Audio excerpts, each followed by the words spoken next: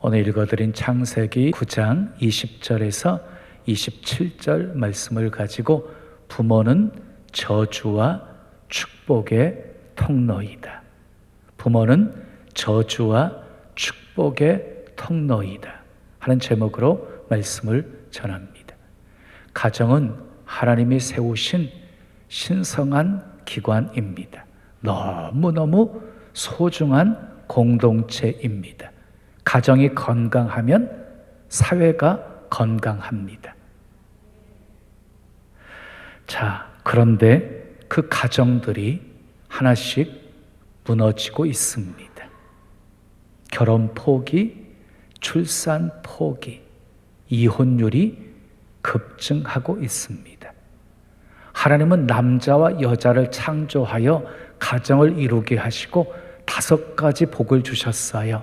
생육하고 번성하고 땅에 충만하라, 땅을 정복하라, 그리고 모든 생물을 다스려라. 이렇게 5가지 복을 주셨어요. 그러니까 하나님은 믿음의 가정들을 통해서 이 땅에 하나님의 나라가 확장되어지기를 원하신 거예요. 그런데 이게 하나님의 거룩한 비전이거든요. 그런데 결혼을 포기하고 출산을 포기하는 것은 하나님의 비전을 포기하는 것과 같은 거예요. 하나님이 결코 기뻐하지 않으십니다. 사탄의 전략에 말려든 것입니다. 사탄은 너무너무 잘 알고 있어요. 가정이 무너지게 되어지면 모든 것이 도미노처럼 무너지게 되어진다는 것을. 그러므로 우리는 가정을 잘 지키셔야 합니다.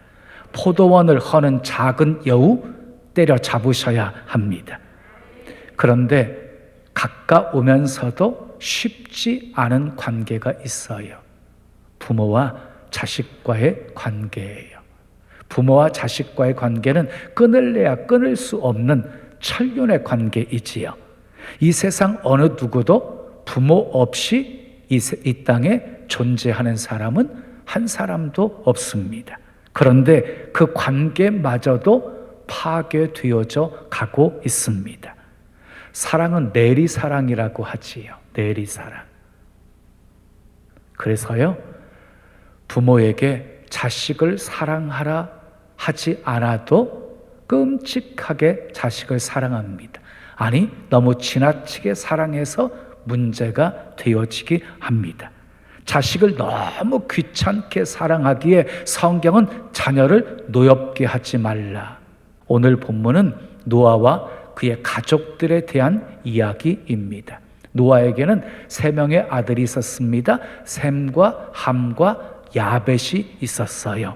홍수 뒤에 노아는 포도 농사를 지었어요. 농사가 잘 되었어요. 포도주를 담가서 1잔, 2잔 마시다 보니까 너무 취해가지고 그냥 잠을 자게 되었어요. 자기 장막 안에 누워서 자는데 몸에서 열이 났던지 옷을 다 벗어버리고 잠을 자고 있었어요. 그 모습을 함이 보았어요.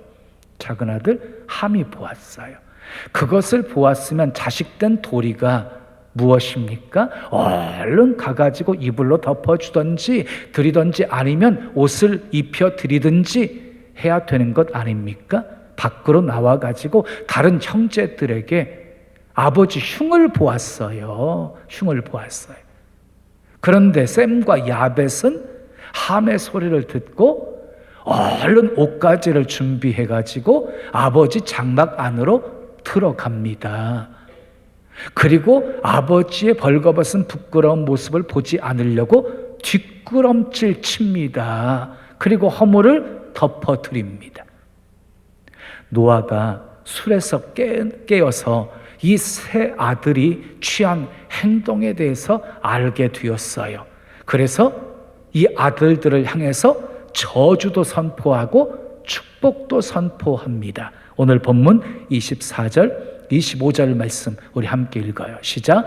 노아가 술이 깨어 그의 작은 아들이 자기에게 행한 일을 알고 이에 이르되 가나안은 저주를 받아 그의 형제의 종들의 종이 되기를 원하노라 하고 아버지의 명예를 실추시킨 이 함은 그의 아들 가나안 때까지 대를 이어서 저주를 받게 되었습니다. 자, 그런데 함과 달리 아버지의 허물을 덮어 주었던 셈과 야벳에게는 노아가 축복을 선포합니다. 본문 26절, 27절 함께 읽어요. 시작. 또 이르되 셈의 하나님 여호와를 찬송하리로다. 가나안은 셈의 종이 되고 하나님이 야벳을 장대하게 하사 셈의 장막에 거하게 하시고 가나안은 그의 종이 되게 하시기를 원하노라 하였더라. 셈과 야벳은 창대의 복을 대대로 받게 되어집니다. 우리가 잘 아는 말씀이 있죠. 에베소서 6장 1절 3절 말씀 우리 함께 읽어요. 시작. 자녀들아 너희 부모를 주 안에서 순종하라. 이것이 옳으니라. 내 아버지와 어머니를 공경하라. 이것이 약속 있는 첫 계명이니 이는 내가 잘되고 땅에서 장수하리라. 부모 공경이 이 땅에서 잘되고 장수하는 비결이라고 말씀하고 있습니다. 자, 노아가 함과 셈과 야벳에게 저주와 축복을 선포했잖아요. 그럼 그 저주와 축복이 어떻게 되었습니까? 결론적으로 말씀드리면 저주한 대로 이루어졌고 축복한 대로 다 이루어졌습니다. 노아의 예언대로 함의 자손들은 셈과 야벳의 자손들의 종이 되었습니다. 이해하기 쉽게 셈의 후손들은요, 오늘날 대체로 황인종으로 구분할 수 있고요. 함의 자손들은 대체로 이 흑인종으로 구분할 수 있고요. 그리고 야벳 족속은요, 백인종으로 구분할 수가 있습니다. 함의 자손은 종이 되지 않기 위해서 얼른 도망가기로 결정을 합니다. 계속 있으면 사촌들에게 종이 되어지는 거잖아요. 그래서 아라랏산을 머물러 있을 마음이 전혀 없었던 것이지요. 그래서 맨 먼저 함의 아들이었던 가나안이 아라랏산을 떠나서 남쪽으로 내려가게 되어집니다. 현재 이란과 이라크 지역인 메소포타미아 지역으로 내려가서 거주하면서 점점 확장하여 가나안 땅에까지 나아가게 되어집니다.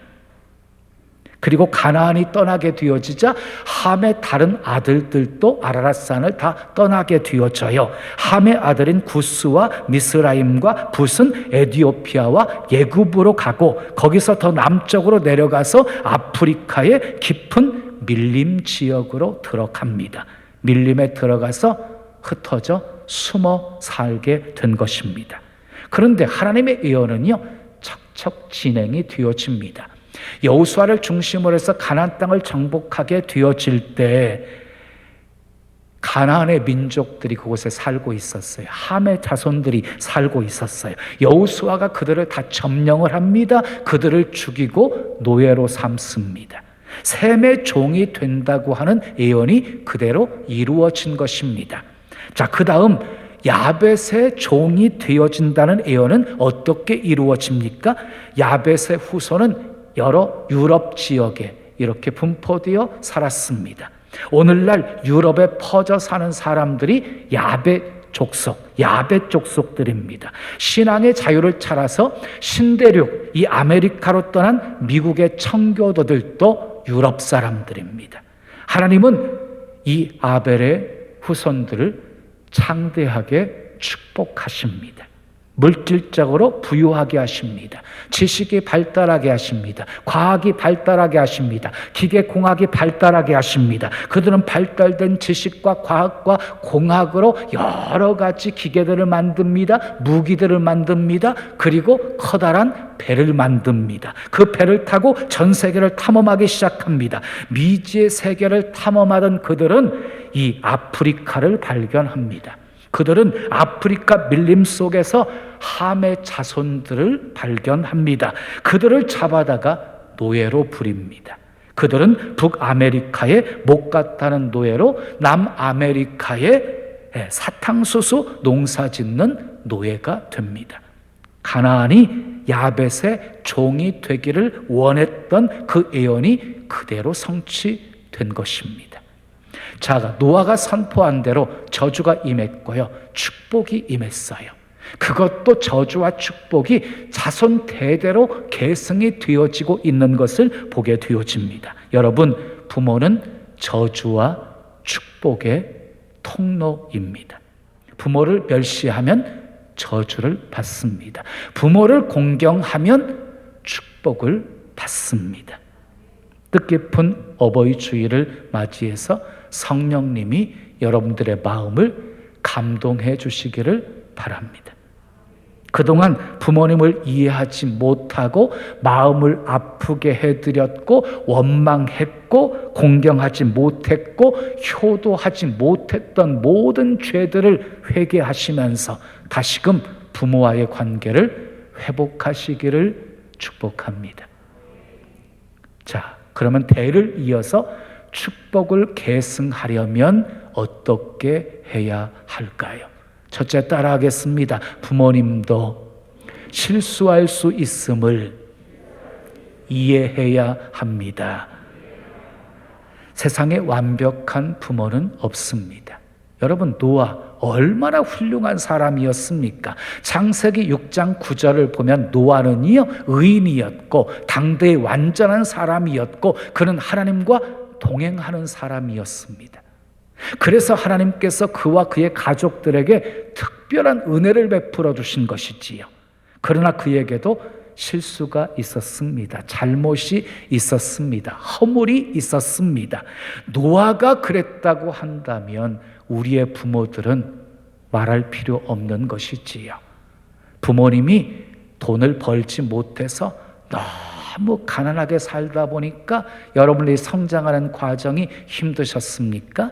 아버지께서 바람을 피우셨습니까? 어머니가 자식을 두고 다른 곳으로 재가하셨습니까? 그래도 용서할 수 있어야 합니다. 여러분, 원망하면서 사는 것이 쉽겠습니까? 아니면 용서하면서 사는 것이 쉽겠습니까? 용서하면서 사는 것이 훨씬 쉽습니다. 왜냐하면 용서에는 기쁨이 있어요. 용서에는 참된 평안이 있기 때문입니다. 부모님의 잘못과 실수를 보면서 원망스럽게 생각하지 마시고 너그러운 마음으로 이해해 주시고 용서하시기를 예수님의 이름으로 축원합니다. 두 번째, 따라해요. 부모님의 허물을 덮어드려야 합니다. 본문 23절 말씀 함께 읽으시자. 셈과 야벳이 옷을 가져다가 자기들의 어깨에 메고 뒷걸음쳐 들어가서 그들의 아버지의 하체를 덮었으며 그들이 얼굴을 돌이키고 그들의 아버지의 하체를 보지 아니하였더라. 셈과 야벳은요, 아버지의 허물을 덮어드렸습니다. 뒷걸음질 쳤다. 저는 뒷걸음질 쳤다는 이 두 아들의 행위가 정말 마음에 듭니다. 아버지의 부끄러운 모습을 보지 않으려고 뒷걸음질 친 거예요. 사실 우리가 복을 받느냐 받지 못하느냐의 차이는요, 조금의 차이입니다. 우리의 마음을 함의 마음처럼 쓰느냐, 셈과 야벳의 마음처럼 쓰느냐에 따라 달라지는 것입니다. 허물을 덮어주는 셈과 야벳의 마음이 여러분의 마음이 되기를 축복합니다. 남의 부끄러운 모습을 보면 얼굴을 돌리시기를 바라요. 뒷걸음질 치시기를 바랍니다. 여러분 아시지요? 화를 내는 것보다 참는 것은 훨씬 어렵습니다. 남을 미워하는 것보다 사랑하는 것은 10배나 더 힘듭니다. 남의 허물을 들춰내는 것은 쉽지만 남의 허물을 덮어주는 것은 정말 어려운 일입니다. 입이 간질거려서 참기가 어려운 것입니다. 사랑은 허다한 허물을 덮는다라고 말씀했어요. 잠언 10장 21절을 보면은요, 사랑은 모든 허물을 가리우느니라. 사랑은 모든 허물을 가리운대요. 또 베드로 전서 4장 8절을 보면은요, 사랑은 허다한 죄를 덮느니라 라고 말씀하셨습니다. 사람은 누구에게나 장점도 있고 단점도 있어요. 그런데 상대의 장점이 보이잖아요. 사랑하고 있을 때예요. 그런데 상대의 막 단점만 보입니까? 미워하고 있을 때입니다. 셈과 야벳은 정말 아버지를 사랑했습니다. 그 사랑이 허물을 덮어주는 사랑으로 표현된 것입니다. 그러나 함은 허물을 덮어주기는커녕 오히려 흉을 보았습니다. 흉을 보았어요. 형제들에게 가서 막 소문을 냈습니다. 그러니 얼마나 나쁜 자식이었어요.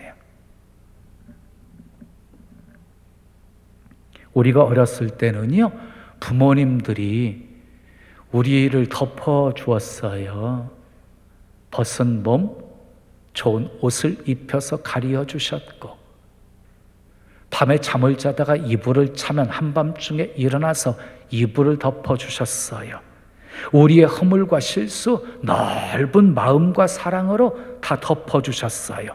이제는 우리가 장성했으니 우리가 덮어드려야 돼요. 허물도 덮어드리고 실수도 덮어드리고 잘못도 덮어드립시다. 그게 사랑이에요. 자, 세 번째, 마지막 따라 합시다. 부모의 축복을 받아야 합니다. 부모는 하나님의 대행자예요. 그래서 축복권이 있어요. 부모가 축복하면 축복이 임하고 부모가 저주하면 저주가 임해요. 부모는 하나님이 우리에게 허락하신 가장 소중한 축복의 통로입니다. 이삭이 축복하기 전에요, 당신이 좋아하는 별미를 만들어서 가지고 오라고 합니다. 그것을 먹고 마음껏 축복하겠다고 합니다. 여러분, 부모님을 기쁘시게 해드리십시오. 그리고 마음껏 부모를 통해서 축복을 받으십시오. 근데 세상 사람들은 참 이상해요. 살아 계실 때에는 그렇게 부모님을 서운하게 해드리다가 부모님이 돌아가시고 나면 아주 장례식을 거창하게 치러요. 그리고 해마다 제사도 잘 지내요. 왜 그러는 것입니까? 한마디로 살아계실 때 부모님은 능력이 없었지만 죽은 부모는 귀신이 되어서 복을 줄 수 있다고 생각하기 때문이에요. 그러니 제사가 얼마나 고약한 일입니까? 사랑하는 여러분, 살아 계실 때 효도하십시오. 자주 찾아뵙고 여행도 보내드리고 맛있는 것도 사드리고, 아멘. 그렇다고 주일까지 어기면서 인사 다니시면 안 돼요. 부모님 위에 하나님이 계시거든요. 하나님 아버지를 가장 먼저 공경하셔야 됩니다. 성경에 등장하는 믿음의 사람들을 보면 몇 가지 공통적인 특징이 있는데요. 그 중에 한 가지가요, 효부, 효자였다는 거예요. 아브라함도 이삭도 야곱도 요셉도 모세도 다윗도 다 효자였습니다. 예수님도 효자였습니다. 복받기 원하십니까? 복받기 원하시면 크게 아멘. 그리고 그 복이 자녀들에게 이어지기를 원하십니까? 그렇다면 부모 공경하십시오. 부모님 모시고 사는 자녀가 있으십니까? 제가 응원합니다. 잘 모시건 못 모시건 부모 모시는 자식이 최고입니다. 부모님들 잘 생각하세요. 나 모시는 거 뭐 그렇게 힘들어. 너희들 밥 먹을 때 숟가락 하나 더 얹고 젓가락 하나 더 얹으면 되잖아. 이게 부모님들 생각이에요. 아니에요. 부모 모시는 거 결코 쉬운 일이 아니에요. 근데 부모 모시는 여러분, 부모는 축복의 통로라고 생각하면서 모시세요. 그러면 기쁨으로, 감사함으로 모실 수 있어요. 그리고 부모는요, 정말 축복의 통로입니다. 복이 임할 것이에요. 그런데 부모와 담쌓고 사는 자식들이 있어요. 참으로 어리석은 일이에요. 바보 같은 일이에요. 부모에게 하나도 상처받지 않고 성장한 자녀가 있을까요? 부모는 사랑한다고 했지만 서운한 것도 많은 것이 자식이잖아요. 부모님 실수할 수 있어요. 잘못할 수 있어요. 노아도 실수했습니다. 아브람도 실수했습니다. 다윗도 실수했습니다. 용서해 드려야 합니다. 여러분이 성장하는 동안 얼마나 부모님들이 참고 참으셨습니까? 얼마나 많이 용서하고 용서하셨습니까? 이제 여러분이 하십시오. 부모님이 살면 얼마나 다 사시겠습니까? 돌아가신 후에 땅을 치며 후회하지 마시고 용서하십시오. 여러분의 부모님은 기다려주지 않습니다. 때를 놓치고 후회하지 마시고요. 아직도 구원받지 못한 부모님이 계신다면 어찌하든지 예수 믿고 천국 가실 수 있게 해 드려야 합니다. 가장 큰 효도입니다. 여러분, 믿는 자식은 과연 다르다는 소리를 들으셔야 돼요. 다른 자식들보다도 자주 찾아뵙고 부모님 마음 기쁘시게 해드리고, 그리고 내가 믿는 너무너무 좋은 예수님, 아버님도 믿으시고 어머님도 믿으셔야 된다고 그렇게 복음을 전하면 네가 믿는 예수 나도 믿겠다 하면서 영접하는 거예요. 이제 효도할 만하니까 돌아가셨다고 영정 앞에서 눈물 흘리지 마시고 살아 계실 동안 자주 찾아뵈시고 용돈도 드리시고 식사도 사드리시고 이쁜 옷도 사드리시고 주 안에서 효도하십시오. 주 안에서 공경하고 순종하십시오. 부모는 구제의 대상이 아니에요. 측은히 여기고 불쌍히 여길 대상이 아니에요. 부모는 공경의 대상입니다.